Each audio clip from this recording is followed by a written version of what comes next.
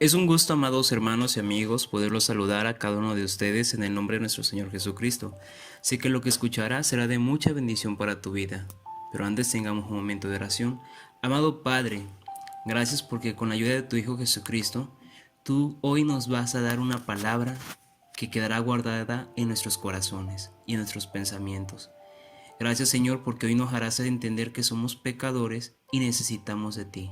Muchas gracias por todo, en el nombre de Cristo Jesús. Amén.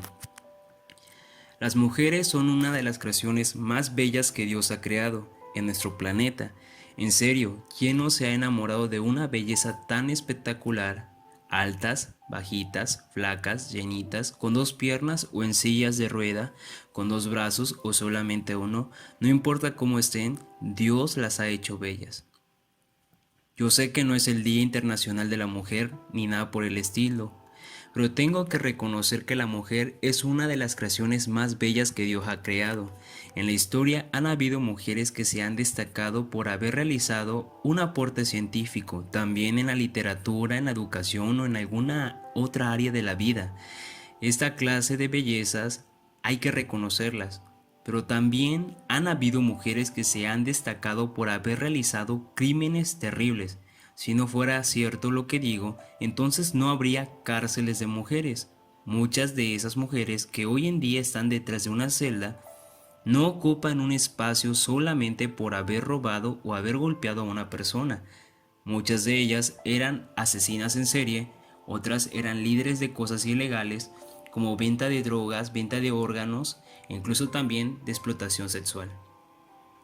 Todas estas mujeres que hacen esta clase de cosas muy mal vista por la sociedad tienen algo en común, lo cual es que ya no tienen amor a su prójimo y mucho menos temor a Dios. Para que estas personas lleguen a tal situación es porque realmente han sido cegadas por el pecado y debido a eso es que muchos llegan a realizar cualquier acto inmoral y tener remordimiento de dañar a su prójimo. Todo esto que estoy compartiendo me recuerda a la vez que visité a unos familiares. Ellos estaban viendo un programa de televisión en el cual una mujer hablaba de un problema que tenía con su nuera. Al escuchar eso, solo pensé que siempre es común que la suegra tenga problemas con la nuera. Pero la señora empezó a decir que su nuera engañaba a su hijo con su esposo y que de ese engaño nacería un bebé. Así como lo oyeron, la nuera engañaba a su marido con su suegro. Conforme se fue desarrollando el programa, un experto del tema externó que si una persona realiza esta clase de acciones es porque está enferma mentalmente y que solo una persona enferma realizaría esto, ya que no piensa con un juicio racional el daño que provoca a todo un hogar. Dios no se equivoca cuando dice que por seguir en nuestros pecados y cambiar la gloria de Dios por nuestros placeres, Él nos entrega a la inmundicia y a pasiones vergonzosas. Esta persona sí estaba enferma, pero de pecado. Al escuchar esta clase de historias, muchos se cuestionarán cómo es posible que pasen estas cosas. La respuesta es fácil. Por el mismo pecado en nuestra vida es que ocurre esto. Al principio comenté que en la historia han habido mujeres que se han destacado por grandes hechos que debemos recordar, pero también es lamentable que han habido personas que han hecho graves acciones que también se deben recordar para jamás imitar, como es el caso que mencioné. Esta es una historia que quedará marcada para esa familia. Es posible que muchos se cuestionen el motivo del por qué hago mención de un tema así. Bueno, porque también en la Biblia hay una historia de esa índole que quedó plasmada de una mujer que se quedó embarazada de su suegro. Si es la primera vez que escuchas algo así, pues te diré que no te distraigas y pongas mucha atención a la predicación titulada Me embaracé de mi suegro. Nuestro Dios nos dice que esta historia empezó cuando un varón llamado Judá empezó a buscar a esposas para sus hijos, pero hay que recordar que este varón era un hebreo con conocimiento de Dios, pero después que hubo un problema en su hogar, él se aparta de la familia y se fue a vivir con un pueblo pagano, y en dicho pueblo pagano empezó un hogar en el cual concibió 3 hijos. Hay que recordar que Judá estaba haciendo lo contrario a las instrucciones que Isaac, su abuelo, le dio a su padre Jacob de que no se casara con una cananea. Esto está en Génesis capítulo 28, versículo 1, diciendo: Entonces Isaac llamó a Jacob y lo bendijo y le mandó diciendo: No tomes mujer de las hijas de Canaán. Pero este hombre no solamente se casó con una cananea, sino que también buscó una mujer de una cultura pagana para su primogénito. Dios nos dice lo siguiente en Génesis capítulo 38, versículo 6. Después Judá tomó mujer para su primogénito la cual se llamaba Tamar. Dios nos dice claramente que Judá tomó mujer, es decir, que él escogió la esposa para su hijo. Nadie lo obligó a que escogiera a Tamar, él la escogió como nuera. Vemos aquí otra cosa que estamos pasando por alto, que desde el primer momento que él escoge una mujer de otra cultura pagana, iba en contra de la voluntad de Dios. Esa mujer no tendría los mismos ideales que él, sino otros, pero Judá fue el que la escogió. Apreciamos que también iba en contra de las indicaciones que su abuelo le había dicho a su padre y su padre a él: no tomar ninguna mujer de otra ideología o cultura que no fuera la suya. Así, de esta manera, llega Tamar a esa familia. ¿Qué dice la escritura de Tamar? Dios no nos dice con exactitud cuánto tiempo estuvo Tamar casada con el primer hijo de Judá llamado pero nos dice lo siguiente en Génesis capítulo 38 versículo 7: y el primogénito de Judá, fue malo ante los ojos de Jehová y le quitó la vida. Dios tampoco no nos dice con exactitud qué acciones realizó pero sí nos dice que fue un hombre malo ante los ojos de Jehová. Hay que recordar que los hijos de Judá crecieron en una cultura de personas paganas, e incluso su madre era una mujer pagana. Era lógico que aprendieran esa clase de cosas. Debido a los pecados de nuestro Dios le quitó la vida. Posteriormente su hermano Onán se casó con Tamar, y también debido a sus malas acciones, Dios también le quitó la vida. Es impresionante que Tamar se haya metido con los 2 hermanos. Esto nos da la pauta que esta mujer realmente estaba influenciada por su cultura pagana, ya que para ellos eso era una forma de que su linaje no se perdiera y así la viuda pudiera seguir dentro de la misma familia. Judá, al darse cuenta que sus 2 hijos habían muerto, consideró que su nuera era la culpable de dicha situación y no arriesgaría la vida de su único hijo que le quedaba con vida, pues solo piénsenlo, 2 hijos mueren después de estar con una mujer.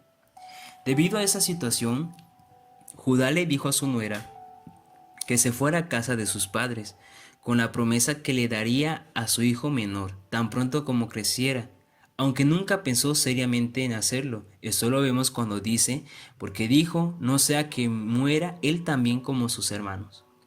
La historia continúa respecto a esta familia y nuestro Dios nos comparte que la esposa de Judá, Súa, murió.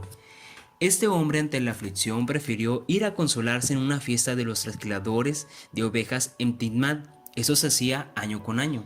En dicho evento llegaban muchos pastores de diversos lugares a trasquilar sus ovejas, pero también en ese evento se convertía en una gran fiesta llena de alcohol y prostitutas. En dicho lugar el ambiente se volvía tan desenfrenado. Timnat era un pueblo donde sus habitantes eran personas de origen pagano. Recordemos que Judá, hijo de Jacob, durante todo este tiempo que se alejó de su familia y se fue con amistades paganas. Es por eso que cada vez que nos dirigimos a este personaje mencionamos constantemente la parte pagana. La historia sigue tomando su curso y cuando Tamar se entera de que su suegro iría a la fiesta a trasquilar ovejas, idea el plan de estar con su suegro, porque se había dado cuenta que Judá no cumpliría su promesa de darle a su cuñado. Dice nuestro Dios que Tamar se quitó su vestuario de viudez y, disfrazándose como una prostituta, ella ya disfrazada, se sentó en un lugar abierto donde pudieron verla. Judá, al desconocer su identidad, negoció con ella para tener relaciones sexuales, en la cual Tamar, siendo consciente de lo que ocurría, aceptó. Un dato interesante de esta parte es que la palabra prostituta que se ocupa en Génesis capítulo 38, versículo 21, se refiere a una prostituta sagrada o prostituto. Tengo que comentar que no solamente había mujeres que se dedicaban a la prostitución, también habían hombres. Las personas que tenían sexo con esas personas eran con el objeto de que sus cultivos, sus rebaños, sus ovejas y todo lo relacionado a las cosas de su vida tuvieran una gran fertilidad. Lo que Judá realizó al llegarse a esta mujer no fue sexo como tal, sino participó en un rito pagano en el cual uno tenía sexo de forma simbólica con la deidad a la que se adoraba en ese pueblo. Según lo que se dice en la historia de Génesis capítulo 38, es que una vez concluido el ritual, Judá daría su ofrenda de forma simbólica al dios que adoraba a los paganos. Pero Tamar le pidió algunas prendas de él. Posteriormente Tamar se retiró de donde estaba y se colocó nuevamente sus ropas de luto y se fue nuevamente a su hogar. Vemos en todo esto que Judá tenía conocimiento de Dios, pero realmente su corazón le pertenecía a otra cosa. Esto, amados hermanos, era pecado ante los ojos de Dios, ya que Dios prohíbe que sus hijos tengan relaciones con prostitutas. De igual forma, apreciamos que Judá pensó que los pecados que realizaba quedarían ocultos y que nadie los sabría. Un ejemplo claro es en el rito pagano que pensó que realizaba, que nadie lo iba a saber, pero no fue así. Pero vemos que las cosas fueron tomando otro camino. Referente a Tamar, también apreciamos la clase de mujer que era. Con su actitud apreciamos que era un acto de venganza, pero también de gran depravación por pensar en involucrarse ahora con su suegro. De ambas personas apreciamos que sus corazones estaban bien contaminados de pecados. Una persona cegada por el pecado puede realizar toda clase de inmoralidad sexual, puede realizar toda práctica de ocultismo, entre otras cosas, porque su corazón está desviado y apartado de Dios, tal y como lo hacían estos personajes. Tiempo después se le acusó a Tamar de haber fornicado y que debido a esa fornicación había quedado embarazada. Cuando Judá se enteró, fue con las demás personas para quemarla, pero cuando estaban a punto de ser juzgada, ella dijo: mira ahora de quién son estas cosas, el sello, el cordón y el báculo. Entonces Judá los reconoció porque él se los había dado durante el tiempo que habían tenido relaciones sexuales en el rito, y dijo: más justa es ella que yo, por cuanto no le he dado a Selá mi hijo. Judá ante dicha situación se vio obligado a vindicar a Tamar y nunca más tuvieron relaciones sexuales. Vindicar es tomarla como pareja o darle el apellido a los hijos que tendría. Los pecados, por muy ocultos que sean, siempre saldrán a la luz tarde o temprano. Esto fue lo que pasó en esa situación. Y no solamente los pecados, toda acción buena también tarde o temprano saldrá a la luz. En el caso de Tamar, tarde o temprano se tenía que ver su embarazo, y es debido a esa situación es que la verdad se supo. Si esta situación hubiese ocurrido en esta época actual, muchos hombres o mujeres hubieran optado por abortar al bebé, o en algún caso mucho peor, matar a la persona que causó el embarazo. Pero la decisión que esas dos personas que habían pecado fue de aceptar el embarazo. Si es la primera vez que escuchas esta historia, hay un dato curioso que también ocurría en esa época y que también ocurre en nuestra actualidad. Muchas mujeres y hombres también acudían al aborto como un medio para no tener los hijos no deseados. Esto no solamente lo hacen en la actualidad, sino también lo hacían anteriormente las culturas paganas. Judá y Tamar pudieron haber realizado esa acción, pero no lo hicieron. Dios no lo permitió. De toda esa acción que pasaron, nacieron dos pequeños, Fares y Será. Los bebés sabemos que son una bendición, pero en la forma en que nacieron esos pequeños no era precisamente de una forma correcta, porque antes Tamar era la nuera de Judá, pero ahora, por lo ocurrido, era la madre de sus hijos. Otro dato importante que es necesario compartir es que uno de esos pequeños sería un antepasado de Jesús. Así es, todo el linaje de Jesús procede de uno de los hijos de Judá y Tamar. Nuestro Dios, en medio de situaciones que parecen difíciles de comprender, siempre realiza algo extraordinario. De esa relación tan incorrecta y pagana e inmoral, vemos que nuestro gran Salvador salió. Él es descendiente de ellos. Es posible que algunos estén viviendo en este momento alguna situación difícil en su vida y consideren que la situación que viven no tiene solución. Algo que es necesario explicar es que Dios, en su soberanía siempre de una situación difícil y pecaminosa, debido a su gracia, es que realiza algo bueno de eso malo. Un ejemplo claro fue en el caso de Adán y Eva. Después que ellos pecaron, toda la humanidad estaba condenada y esa relación con Dios se había roto.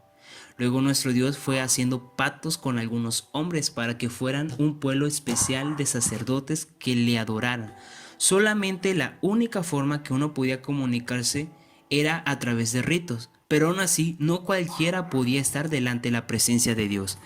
Todo debido al pecado principal de la humanidad. Muchos durante ese tiempo consideraron que siempre sería así, que solo un pequeño grupo tendría el privilegio de estar delante de la presencia de Dios, pero vemos luego que las cosas cambian.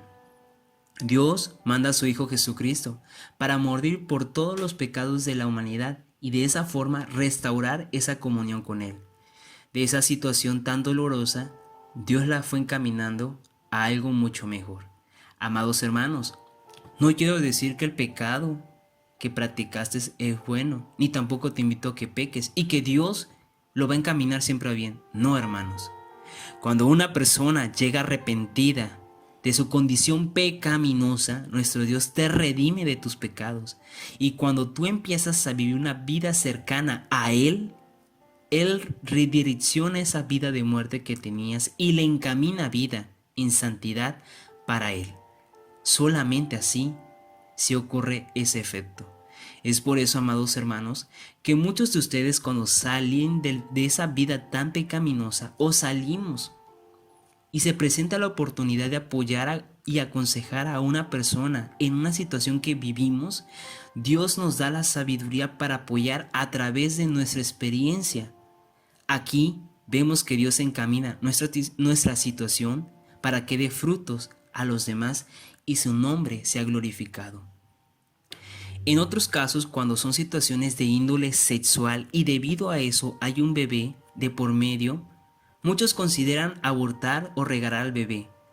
Pero Dios, en su palabra, nos dice que no tenemos que hacerlo. Y muchos por ello no lo hacen. Y lo más bello de ello es que Dios ya tiene planes con esos pequeños. A veces Dios ocupa con esos pequeños como medios para que sean pastores, evangelistas, presidentes, maestros, doctores y diferentes profesiones. Nuestro Dios siempre encamina las situaciones pecaminosas de los corazones arrepentidos y redimidos a algo que será de bendición para el pueblo de nuestro Dios. Nuestro Dios no ama al pecado, ni ama al pecador. La persona que no acepta a Jesús y no se arrepiente de su pecado tiene ganado la muerte eterna. Por aquella persona que se arrepiente de sus caminos, nuestro Dios tiene misericordia de ella y le da una vida nueva. Esto, hermanos, lo vemos claramente en nuestra vida, cuando personas que no tienen temor de Dios y salen embarazadas, prefieren matar a ese bebé y llegan a ser madres de un bebé muerto. Situaciones como estas se ven claramente porque no hay en sus corazones ese arrepentimiento y no aman a su prójimo que llevan dentro de su vientre. Y no solamente casos como estos, hay muchos más. Ahora, Tamar vivió una situación así. Ella, después de haber sido redimida por embarazarse de su suegro, Dios, nuestro Dios, en los capítulos posteriores del capítulo 38 de Génesis, nuestro Dios nos explica que se integra al pueblo de Israel y nunca se aparta de él. En dado caso que hubiese pasado esa parte, también hubiese quedado registrada, pero no fue así. Nuestro Dios, por pura gracia, fue que ella es parte de ese pueblo, fue adoptada para ser parte del pueblo de Israel. Hoy Dios desea que tú seas parte de ese pueblo y lo aceptes como tu Salvador, para que redima tus pecados y encamine tu vida de muerte a una vida eterna. Amado hermano y hermana, si te sientes arrepentido de tus pecados, te invito a que oremos y repitas de forma audible lo que diré. Amado Señor, perdón por haberte fallado y hoy te entrego mi corazón. Te acepto como mi único y suficiente Salvador y te pido que perdones mis pecados en el nombre de Cristo Jesús. Perdóname por haber practicado. Perdóname por haber realizado. Perdóname por haber imaginado todo eso, que no me ha traído paz a mi vida. Hoy agradezco que me has perdonado y me has hecho parte de tu pueblo redimido. Muchas gracias, Padre, en el nombre de Cristo Jesús. Amén. Que Dios te bendiga.